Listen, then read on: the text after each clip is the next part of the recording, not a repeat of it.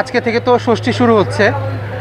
বেশ কয়েকদিন ধরেই আমাদের সনাতন ধর্মাবলম্বী যে ভাইয়েরা আছেন তাদের যে প্রধান উৎসব, প্রধান পার্বণ, সেটা হচ্ছে শারদীয় দুর্গোৎসব। তো সেটাই আজকে থেকে অফিসিয়ালি আনুষ্ঠানিকভাবে শুরু হলো, যদিও আসলে কিন্তু এর যে প্রস্তুতি কিন্তু আরও প্রায় 1 সপ্তাহ বা 10 দিন আগে থেকেই শুরু হয়। আমাদের র্যাবের যে নিরাপত্তা কার্যক্রম সেটা যে আজকে থেকে শুরু হয়েছে ব্যাপারটা এমন না, আমরা আরও প্রায় 2 সপ্তাহ আগের থেকেই আমাদের এই নিরাপত্তা কার্যক্রম চালিয়ে যাচ্ছি। এখন আমরা পুরো দমে আমাদের যে শারীরিক উপস্থিতি বা ফিজিক্যাল অ্যাপিয়ারেন্স সেটাকে আমরা বেশি জানান দিচ্ছি, কিন্তু আমাদের যে গোয়েন্দা নজরদারি এবং আমাদের যে অন্যান্য নিরাপত্তা যে কার্যক্রম সেটা কিন্তু আমরা আরও প্রায় 1 সপ্তাহ আগে থেকে আমরা পুরো দমে চালাচ্ছি। আপনারা জানেন যে কক্সবাজারে এবং আমাদের র্যাব 15 যে আওতাধীন যে এলাকা কক্সবাজার এবং বান্দরবন, এটাতে সর্বমোট প্রায় 350-র মতো মণ্ডপ রয়েছে। শুধুমাত্র কক্সবাজারে প্রায় 317টা মন্দির রয়েছে।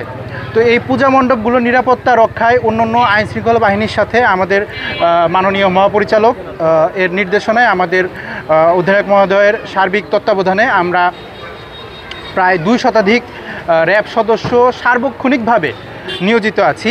এখানে বিভিন্নভাবে আমাদের প্রায় 15 থেকে 20টির মতো টহল সবসময়ই বিভিন্ন পূজা মণ্ডপগুলোতে ভিজিট করছে। একই সাথে আমাদের সাদা পোশাকে প্রায় অর্ধশত সদস্য গোয়েন্দা নজরদারি চালিয়ে যাচ্ছেন।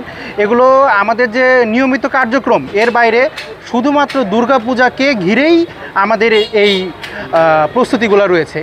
এছাড়াও আপনারা জানেন যে আমরা আমাদের যে যতটুকু আমাদের সামর্থ্য আছে নিরাপত্তা নিশ্চিত করার জন্য প্রযুক্তি এবং প্রযুক্তির বাইরে আমাদের যে ম্যানুয়াল যে গোয়েন্দা তৎপরতা সেগুলো রয়েছে। প্রযুক্তিগতভাবে আমরা বিভিন্ন বড় মণ্ডপগুলোতে কিন্তু আমরা ড্রোন ব্যবহার করছি।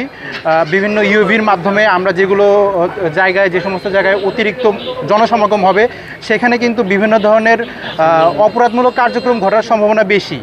বিশেষ করে পকেটমার, ছিনতাইকারী, এরা কিন্তু একটা ভিড়কে কেন্দ্র করে এদের তৎপরতা চালায়। আমরা সেগুলোকে মাথায় রেখেছি, যে কারণে এই সমস্ত বিষয়গুলোকে মাথায় রেখে যখন ভিড় বেশি হবে তখন এদের বিরুদ্ধে আমাদের একটা এক্সটেন্সিভ আমাদের কার্যক্রম চলবে।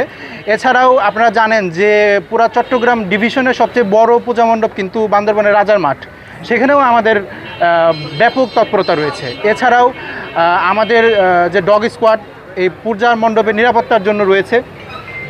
এছাড়াও আপনারা দেখতে পাবেন সামনেই, আমরা এখানে যখন অনেক পুণ্যার্থী আসবেন, অনেক বয়স্ক পুণ্যার্থী এখানে আসবেন, অনেকেই অসুস্থ হয়ে যেতে পারেন, আবহাওয়ার কারণে অসুস্থ হয়ে যেতে পারেন। এ সমস্ত বিষয়গুলো মাথায় রেখে আমরা কিন্তু একটা প্রাথমিক চিকিৎসার জন্য আমাদের একটা মেডিকেল ক্যাম্পেইন চলছে, ফ্রি মেডিকেল ক্যাম্পেইন। এখানে আমরা কিন্তু সার্বক্ষণিকভাবে আমরা অস্থায়ীভাবে এটা প্রতিষ্ঠা করা হয়েছে। আমরা কিন্তু তাদেরকে যে চিকিৎসা সেবা সেটা আমরা প্রদান করব। শুধুমাত্র এই মণ্ডপেই না, আমরা বিভিন্ন সময় আমরা যখন যেখানে অতিরিক্ত ভিড় দেখব এবং আবহাওয়া যেখানে প্রতিকূল থাকবে, যেখানে মানুষজন বেশি অসুস্থ হয়ে যেতে পারে, এ ধরনের সম্ভাবনা থাকবে, সেখানে কিন্তু আমরা আমাদের যে মানবিক কার্যক্রম তার অংশ হিসেবে আমরা এই মেডিকেল ক্যাম্পেইনটা চালাচ্ছি। এখানে আজকে ইতিমধ্যেই মেডিকেল ক্যাম্পেইন স্থাপন করা হয়েছে, সেখানে ইতিমধ্যেই অনেকেই চিকিৎসা সেবা নিয়েছেন, এখনও নিচ্ছেন। আপনারা সেখানে গেলেই বাকিটা দেখতে পারবেন। আমাদের বিভিন্ন জায়গায় ড্রোন উঠছে, এটা শহরের মধ্যে এলাকা। তো আমি যেখানেই এসেছি আমাদের যারা কমিটির সদস্য রয়েছেন তারা আমাদের পর্যাপ্ত সহযোগিতা করছেন। একই সাথে আমরা তাদেরকেও আমাদের যে দিক নির্দেশনা সেটা কিন্তু আমরা দিয়েছি। আমরা বলেছি যে আমাদের সরকারি বাহিনীর সাথে তাদেরকেও কিন্তু একসাথে আমরা কিন্তু এর নিরাপত্তাটা আমরা জোরদার করব, এবং তারাও আমাদেরকে আশ্বস্ত করেছেন যে কোনো প্রয়োজনে তারা আমাদেরকে জানাবেন। আসলে তথ্য দেওয়াটা কিন্তু খুব ইম্পর্ট্যান্ট। একই সাথে আপনারা জানেন যে এখন কিন্তু আমরা একটা প্রতিকূল পরিস্থিতি পার করছি। গুজব চারিদিকে কিন্তু রয়েছে, সারা দেশেই এই শারদীয় উৎসবে যদি যারা এই পরিস্থিতিকে অস্থিতিশীল করতে চায় তারা যদি গুজব ছড়াতে না পারে তাহলে কিন্তু তারা ব্যর্থ। কাজেই গুজব ছড়ানো হবেই, ইতিমধ্যে হচ্ছে।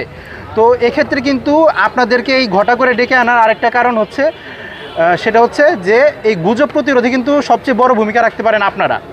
এটা কিন্তু আপনাদেরকে বলা এটা আপনাদের দায়বদ্ধতা অবশ্যই, তার পাশাপাশি কিন্তু আপনাদেরকে এই ব্যাপারটা আমরা জানাতে চাই যে মিডিয়ার একটা বড় দায়িত্বশীল ভূমিকা রাখতে হবে গুজব প্রতিরোধে। এবং যেখানেই আপনারা কোনো সত্য ঘটনা পাবেন দয়া করে আমাদেরকে জানাবেন, আমাদের যতটুকু সামর্থ্য আছে তার শতভাগ দিয়ে আমরা চেষ্টা করব যে কিভাবে আমরা এই উৎসবটাকে সবার জন্য আনন্দময় করতে পারি।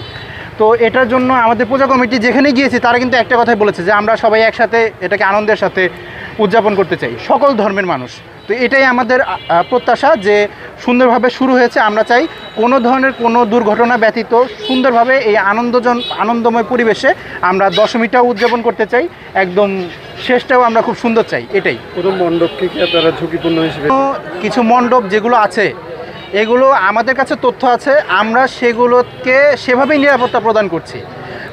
যেখানে আমাদের ফিজিক্যাল অ্যাপিয়ারেন্স দরকার সেখানে ফিজিক্যাল অ্যাপিয়ারেন্স, যেখানে আমাদের গোয়েন্দা নজরদারি দরকার সেখানে গোয়েন্দা নজরদারি। কিন্তু এটা আমরা ওপেনলি বলতে চাই না যে কোনটা ঝুঁকিপূর্ণ না। এখনও পর্যন্ত আমাদের কাছে কোনো ধরনের নাশকতা হতে পারে এ ধরনের কোনো গোয়েন্দা তথ্য নেই। তবে গোয়েন্দা তথ্য নেই তার মানে এই না যে আমরা ছেড়ে দিচ্ছি। কোনো কিছু হোক না হোক আমাদের যে সক্রিয় অংশগ্রহণ, সক্রিয় নিরাপত্তা ব্যবস্থা সেটা সক্রিয় থাকবে।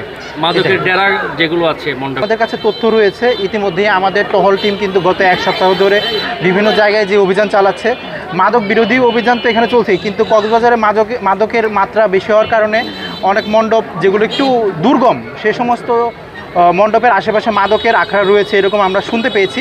এবং এই সব ব্যাপারে আমাদের কাছে তথ্য আছে, আমরা আমাদের মতো অভিযান পরিচালনা করছি। আপনারা যদি একটু নজরদারিতে রাখেন আপনারাও দেখতে পাবেন আমাদের কার্যক্রম। একই সাথে আপনারাও আমাদেরকে তথ্য দেন, যেখানে আপনারা তথ্য দিবেন সেখানে আমাদের লোক পৌঁছে যাবে। জি।